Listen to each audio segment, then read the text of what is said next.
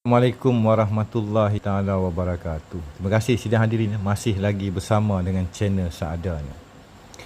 Tajuk babak pertama malam ni, sejuta peluru British untuk Tan Lela Setia, 1 million bullet. Jadi kita mulakanlah sidang akan sejarah yang ramai telah lupa. Dikendaki wanted pejuang Melayu yang telah menjadi dalang membunuh atau mencabut nyawa residen musuh orang-orang kita. Usai berlakunya pembunuhan, isu pembunuhan ini pun di dalam titian sejarah, kajian sejarah kita ni ada banyak aspek yang tersorok, tersurat dan tersirat yang ramai tidak faham atau tahu. Tetapi kita pergi daripada catatan mereka dulu. Usai tumpasnya JWW Bush, jadi setiausaha kerajaan untuk India, Marquis of Salisbury, telah menerima permohonan satu infanteri daripada Eropah, tu regimen daripada Eropah, maksudnya tentera-tentera daripada negara-negara Eropah, bukan British saja, atau 1,500 bayonet. Ni semua Mat Saleh orang putih, dengan artileri, belum lagi dengan Navy punya roket. Radius atau tali telegraf sejauh 50 batu dan sejuta cartridge, sejuta peluru. Saya kata cartridge ni sebenarnya lebih daripada berjuta-juta peluru disediakan. Kenapa? Untuk menghapuskan kebangkitan yang kecil di Pasir Salak. Selain daripada itu, dalam catatan yang berbagai tadi, ada tentera daripada India, tentera daripada Arab, tentera British Mat Saleh daripada Hong Kong, dan ada juga kata tentera daripada negara-negara lain yang digembling untuk menumpaskan bukan pejuang orang kita Tan Lela Setia. Dia juga mencatatkan hari ini dalam sejarah penggunaan senjata moden, Martini Henry Rifle. Masa tu mereka dah upgrade daripada senjata yang pakai belerang, dia pakai cartridge.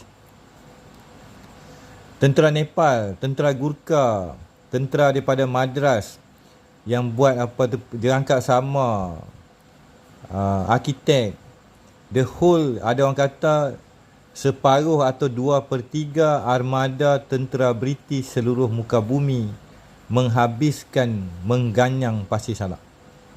Ini sejarah peperangan yang tak masuk akal. Maksud dia ada sejarah yang tersembunyi. Apa sebenarnya yang ada di Pasir Salak, saya tidak boleh dedahkan pada umum. Ada kajian, ada fakta, bukan sembang kari. Dalam waktu terdekat akan dibukukan kembali. Apakah tindakan British dan sekutu-sekutunya dan tentera-tentera di dalam wilayah Empire British, the Commonwealth country? Mereka pakat datang ramai-ramai ke Pasir Salak, Kota Setia, Kota Tampan, Kampung Biak, Bandar Lama, tapak Masjid Memali, sepanjang Sungai Perak, kota-kota lama Melayu dan sejarah rahsia. Apakah sebenarnya yang ada di Pasir Salak, di Sungai Manik, Bekor, Segari, Manong dan sebagainya. Kerajaan dinding itu sendiri tumbang, bermula dengan kematiannya JWW Bush. Peristiwa extreme violence and the British way, colonial warfare in Perak, Sierra Leone dan Sudan, termasuk propaganda mereka. Jadi kesian tuan-tuan, berapa zalim, berapa kejam era pembantaian orang-orang Melayu di negeri Perak. Di sebalik tirai tadi berlaku juga percaturan untuk mempersiapkan Singapura menjadi tapak hub, the gateway to Malaya and the distribution center for the Orient. Di bawah ni ada duit satu sen, satu sen Malaya 1941. Masa tu satu sen ni ada nilai lah, ni dah tak ada nilai satu sen, dah tak keluar ada duit shilling. Bloody use of military force, pembantaian orang-orang Melayu dan kerajaan tua dinding dan Pasir Salak yang telah lenyap daripada sejarah di muka bumi, menjadi warisan dan rahsia orang-orang Melayu yang masih kekal sehingga hari ini. Inilah sebuah kisah yang sedih, tuan-tuan. Sejarah sebenar Pasir Salak masih lagi belum dibuka, kan? Pejuang-pejuang kita tidak didendangkan. Seluruh perkampungan Melayu hancur, dibakar, diletakkan jerangkap sama, balastik, mortar, roket 2/3 ketumbukan tentera British hanya menghapuskan yang dikatakan JT pemungut cukai Datuk Seri Maharaja Lela ataupun Tok Paduka Raja. Ini sebuah sejarah yang tak masuk akal. Disebabkan sidang di TikTok hanya 10 minit, tak boleh lebih. Ini sekali lagi adalah trailer di dalam konteks sejarah. Al-Fatihah untuk segala,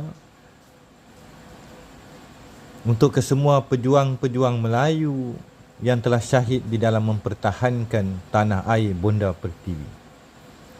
Sebuah sejarah yang tidak didendangkan. Kita pada hari ini hidup tanpa keadilan.